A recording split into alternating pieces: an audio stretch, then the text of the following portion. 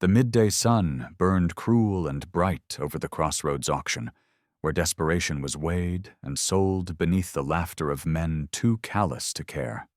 On the splintered platform stood Marian Walker, belly swollen with child, her black shawl threadbare and torn, one hand clinging to the thin wrist of a dusty-haired boy no older than 7, whose wide eyes darted over the sneering faces before them.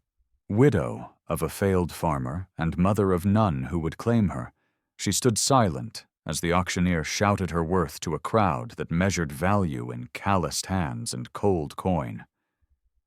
"One strong woman, carrying another mouth, plus the boy," barked the auctioneer, wiping sweat from his brow. "Fit for field work or kitchen drudgery. Who'll start the bidding at $5? The crowd shifted, some laughing, others spitting, a few offering half-hearted bids as if they purchased a mule too old to plow. No one spoke her name. No one cared why a woman, heavy with life and burdened by death, stood on the block like broken furniture left out in the rain. Then, through the dust, a figure stepped forward from the fringe of the crowd, his coat worn but clean, his face shadowed beneath a wide hat. Elias Boone, a rancher known not for his wealth but for his word, walked steady to the platform and laid $30 silver in the dust without saying a word. The crowd fell quiet, the laughter dying in their throats as the auctioneer stammered, not expecting such a price. But Elias didn't wait for change, nor did he boast of his purchase. He simply reached up, offering his hand to Marian, whose fingers trembled before she placed them in his. With a gentle tug, he guided her and the boy down from the block, steadying them as they stumbled against the heat and shame. No words passed between them as they walked away, leaving the crowd blinking beneath the unrelenting sun. Whispers followed in their wake, sharp and suspicious. Why'd he pay so much for a burden? What's he want with a widow and a bastard child? But Elias Boone heard none of them. His steps were slow but sure as he led them west beyond the crossroads, beyond the reach of men who thought mercy could be bought and sold, and toward a stretch of land where no price had yet been placed on a life that refused to be broken. They traveled west beneath skies vast enough to swallow the shame Marian Walker carried with every step, her swollen belly pressing against worn fabric, while the boy, Simon, clung to her side in quiet fear. Elias Boone spoke little as they crossed the dry ridges and narrow creeks, guiding them toward a ranch tucked deep in the folds of the prairie, where the wind sang softer and no crowds gathered to point and judge. The house they found there was small but upright, its walls built by hands that valued shelter over show, with a single rocking chair waiting on the porch and smoke rising faintly from the chimney. Elias paused at the gate, resting a hand on the fence post, as if asking the house itself if it was ready to grow bigger hearts than the ones it had known. He led them inside without introduction, gesturing towards the table where bread and coffee waited.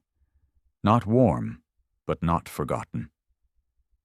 Marian stood uncertain, her body aching from the road, and her heart unsure if this kindness came with strings, yet unseen. Elias removed his hat, placed it on the peg by the door, and said only this, that the house was quiet, the work was steady, and if she stayed, no man would raise a hand against her or the boy. He asked for no repayment, no bargain struck beneath the shadow of debt. She looked at him then, truly looked, and saw not the pity of a man who bought comfort for himself, but the simple steadiness of someone who could not watch suffering and do nothing. That night, she slept in a bed, clean but worn.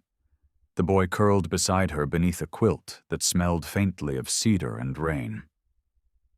Elias took the rocking chair by the hearth, letting the crackle of the fire keep the night's silence company. Outside, the prairie stretched wide and empty, far from the voices that had sold her fate at the crossroads. In the days that followed, Marian rose early and helped where her body allowed, washing the dishes, mending worn shirts, and tending the kitchen garden where stubborn shoots pushed through tired soil. Simon followed Elias to the barn, watching how a quiet man worked without boasting, how strength was measured in care rather than cruelty. Slowly, the sharp edge of fear dulled in their hearts, though scars don't vanish overnight. And beneath that vast western sky, a house that once knew only loneliness opened its doors to the first fragile threads of something better than survival: belonging. The days settled into a quiet rhythm, where the sun rose over frost-tipped grass and work filled the hours before thoughts of the past could claw their way back. Marian Walker, whose hands had known only loss and labor, found her fingers learning the steady grace of daily tasks done without shouting men behind them.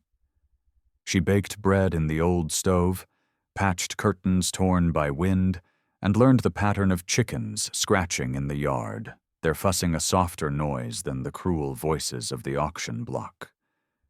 Simon, though still shadowed by fear, followed Elias Boone with hesitant steps across the pasture, watching the way the rancher mended fences with care rather than anger, how he gentled wild colts with patience rather than force.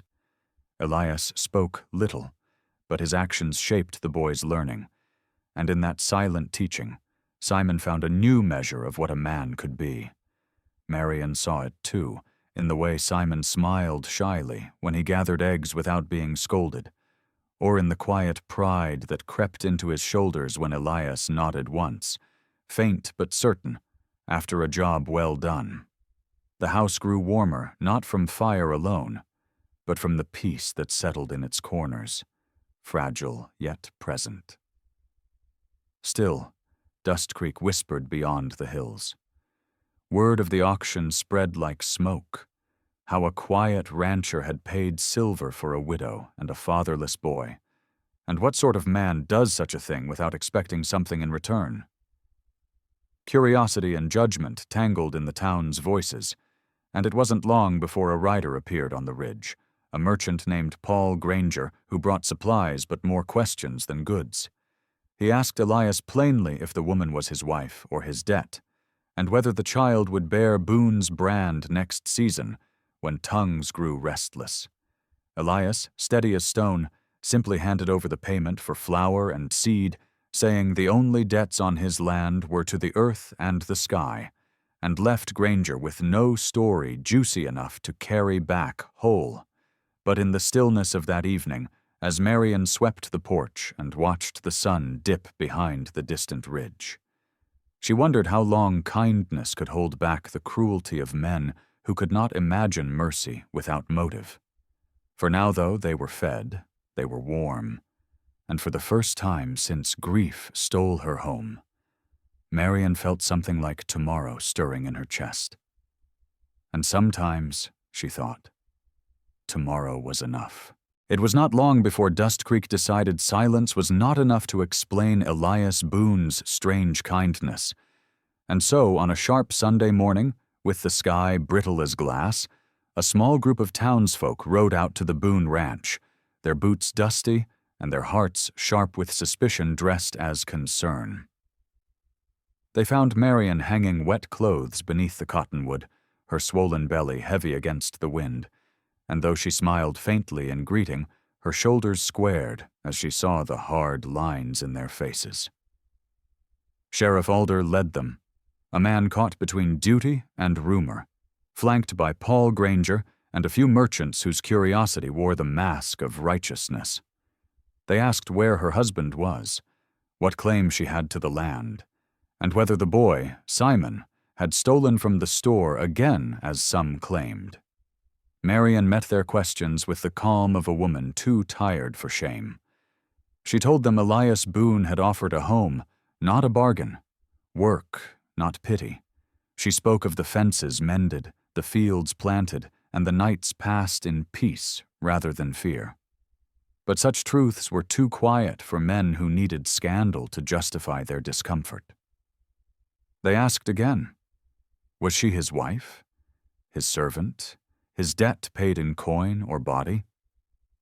And before Marian could answer, Elias Boone stepped from the barn, wiping oil from his hands, his presence still as a churchyard at dusk. He faced them without raising his voice, saying only this, that no law was broken where a man gave shelter without asking what it would return, and if Dust Creek had forgotten how to welcome the weary, they'd best leave before they burned what little goodness the prairie had left. Sheriff Alder, to his credit, shifted uneasily, knowing no crime had been committed but fearing the noise silence left behind. He tipped his hat, gave a warning more for form than justice, and turned his horse. The others followed, their stares lingering longer than their courage. When the dust settled and the ridge quieted, Marian let the clothesline fall slack in her hands, her breath shaking though her resolve did not. Elias offered no comfort beyond his steady presence beside her, and somehow that was enough. Inside, Simon watched from the window, his small hand resting on the sill, and though fear still curled in his chest, he saw in that quiet stand something stronger than anger. He saw a home worth defending. And beneath the wide western sky, where judgment faded with distance, the Boone Ranch stood tall against the noise, waiting for tomorrow to come with whatever questions it carried. Days turned steady beneath the wide autumn sky, with the fields yielding slow harvest and the cattle finding their way back to the pens each dusk. But peace, like the western wind, never stayed long enough to trust. It came first in whispers, carried by ranch hands and drifters who spoke of Jasper Langley, a cattle baron from the southern ridge whose pride was bruised when Marian's late husband refused to sell their land seasons ago, leaving Langley's hands short on pasture and his patience thin. Word reached Langley that the widow now found shelter under Boone's roof, and what he could not buy with threats, he would now try to take by force. One cold morning, with frost still clinging to the grass, Langley's riders appeared at the Boone fence line, 6 men deep, their rifles hanging loose but ready, their faces carved from the same stone as their master's will. Elias Boone stepped from the barn, rifle slung but not raised, his hat pulled low against the rising wind. Marian stood at the porch, one hand on Simon's shoulder, the other resting against the curve of her belly, her fear buried beneath a calm, learned through too many storms. Langley's lead man, Curtis, called out across the pasture, claiming the widow as Langley's property, her debt unpaid, and her land still owed in blood or coin. He gave Boone until sundown to hand her over or face what the cattle baron called frontier justice. Elias answered not with threats but with a quiet refusal, his words plain as fence posts. No man owned the living, and debts died with the dead. The riders left as they came, dust trailing behind their hooves like promises yet to break. That night, Boone checked every latch, every rifle, and every gate, knowing that storms don't bluff and pride doesn't ride alone. Marian sat by the fire, her hands resting over her unborn child, wondering if kindness could hold against the cruelty of men who mistook mercy for weakness. Simon sharpened kitchen knives with quiet focus, his small frame cast long by the firelight, determined to be more than a burden when the dawn came. Outside, the wind picked up, whistling through the cottonwoods, as if the land itself braced for the battle that tomorrow promised to bring. And beneath the stars, Boone sat alone on the porch, steady as the earth beneath his boots, waiting not for war, but for the chance to prove that a home built on kindness could withstand whatever came to tear it down. Dawn broke cold and pale over the Boone Ranch, where every gate was latched and every shadow watched with steady eyes. Yet no riders came in the morning light. Instead, the prairie stretched wide and silent, holding its breath as if the land itself weighed the coming choice. It was not until noon, when the sun hung sharp and unforgiving, that Langley himself rode to the ridge, his coat clean, his boots polished, and his temper disguised beneath a thin smile.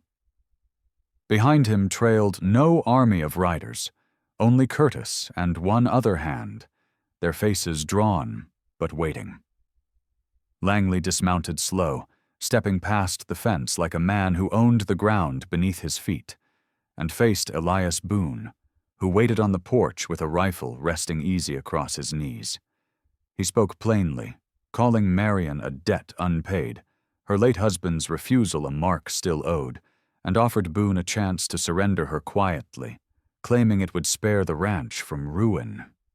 Boone listened, his silence heavy as stone, before answering in a voice low but sure that no man bought a soul at auction, and no woman was a ledger waiting to be balanced. He told Langley that if he wanted to take her, he'd have to do it before the eyes of the boy watching from the porch, before the unborn child who would learn either fear or courage from this day, and before the land itself, which kept better records than any man.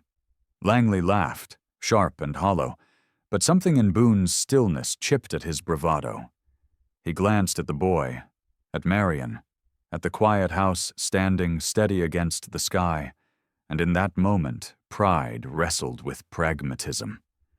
He saw no fear in Boone's face, no cracks to widen, and for the first time, Langley realized that a man who sought nothing for himself could not be bought or broken.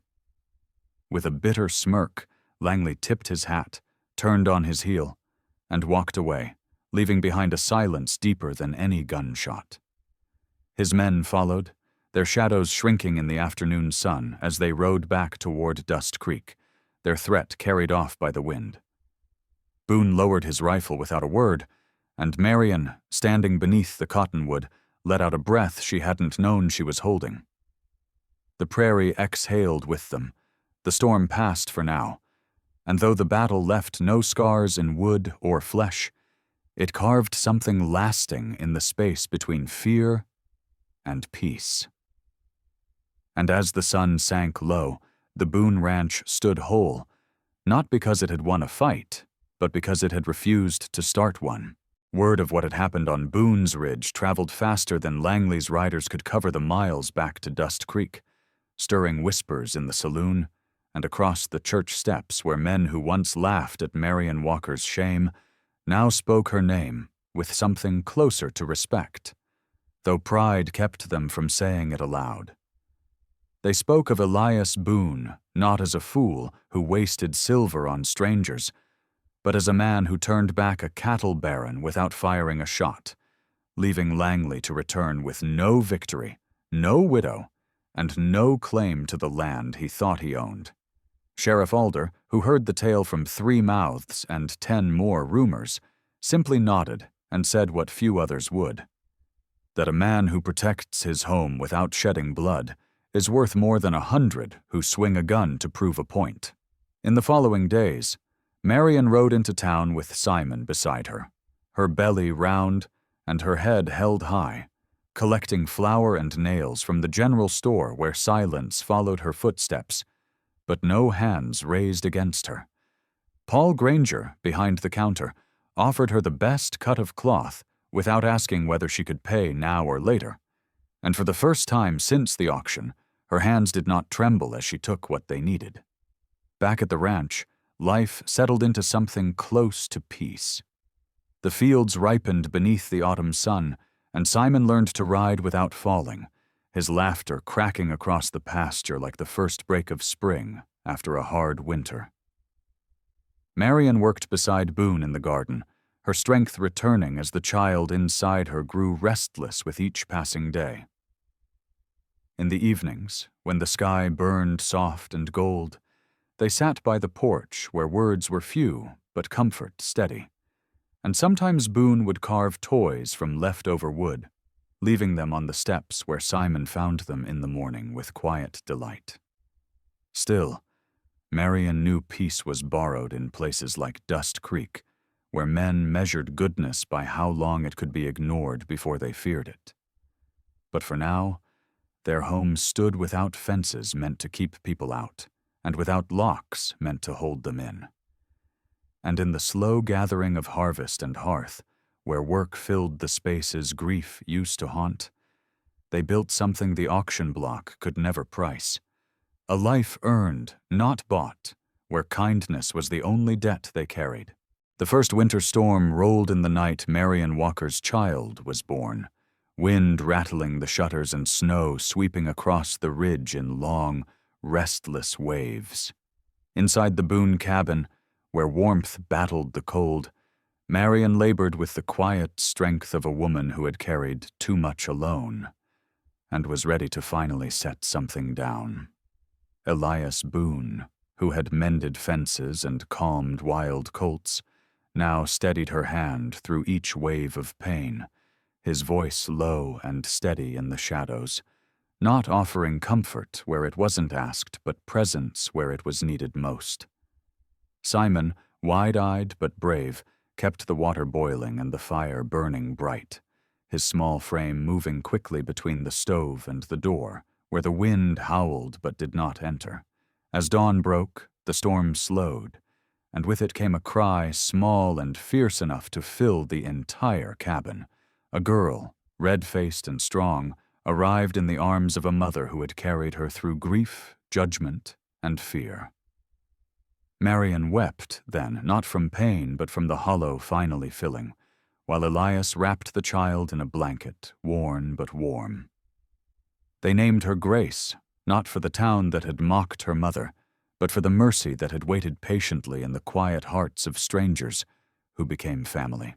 Word of the birth reached Dust Creek days later, carried on the lips of the supply driver who passed Boone's Ridge and found the cabin standing strong against the snow, smoke curling steady from its chimney. The townsfolk listened, some nodding, some scoffing, but all knowing the ridge now held something no man's pride could touch. A home with roots deeper than rumor. Sheriff Alder, polishing his worn badge, simply smiled beneath his weathered mustache and muttered that perhaps the West had one less orphan now, though he doubted the town would ever admit it.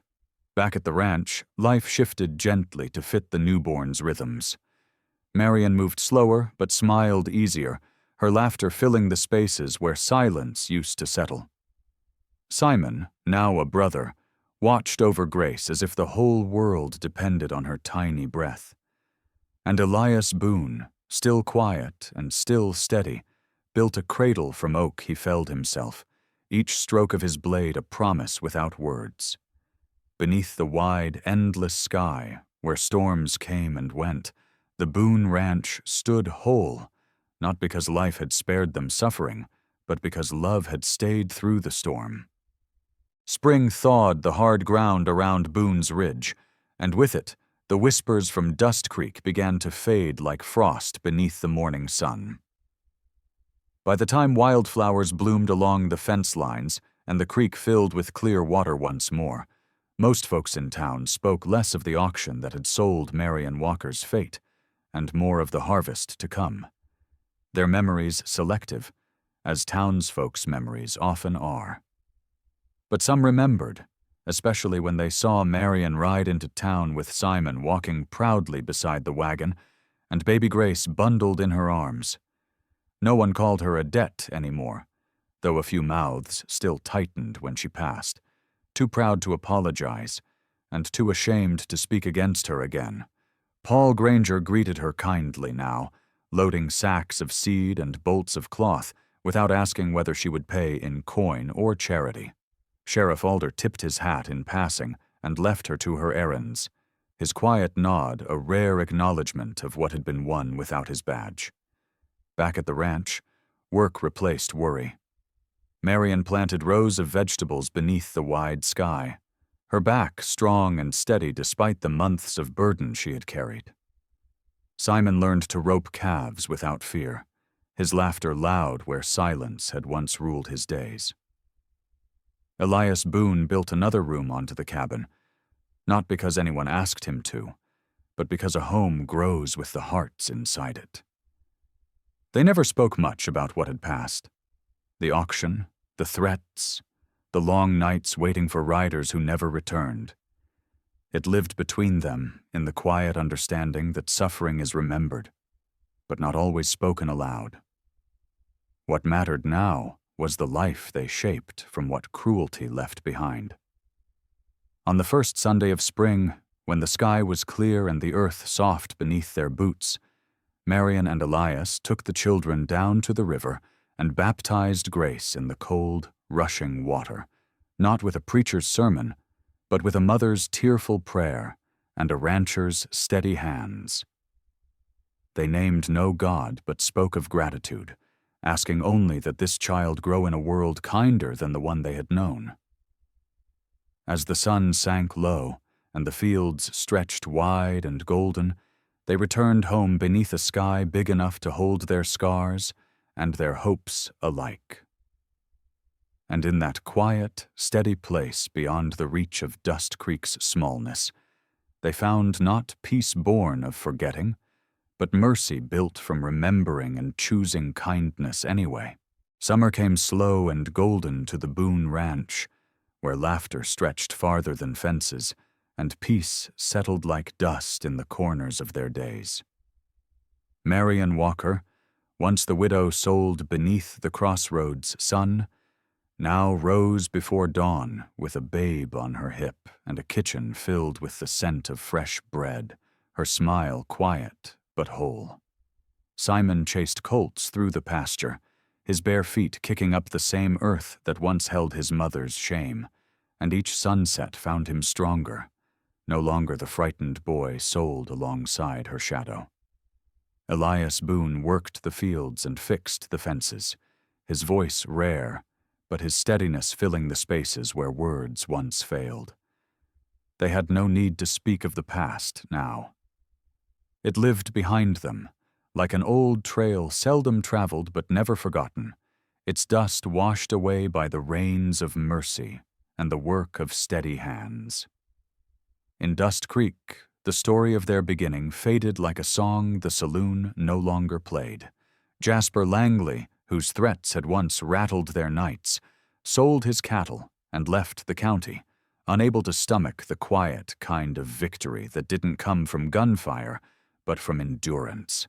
Sheriff Alder watched from his porch as fewer men spoke of Marian with sneers, and more spoke of her harvest, her child, and the laughter that rode the wind from Boone's Ridge.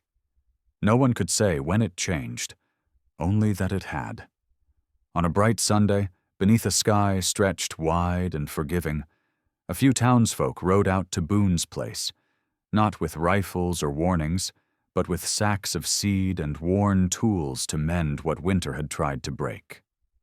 They ate bread at Marian's table, sipped coffee from Elias's cups, and spoke of crops and fences instead of debts and shame. And when the sun slipped low, casting the land in amber light, they left in peace, the west a little quieter for it. As evening settled, Marian stood on the porch, Grace asleep against her shoulder, and watched Elias lead Simon home from the pasture, the boy's laughter cutting soft through the twilight. She smiled then, not because the world was perfect, but because her part of it was finally enough. Beneath the stars, where no auction block could touch them and no rumor could steal what they'd built, the Boone Ranch stood quiet, whole and free. And across the wide west, where men once thought silver bought silence and kindness was weakness, the story of one quiet rancher and the family he gave his name to left them speechless, not from shame, but from wonder.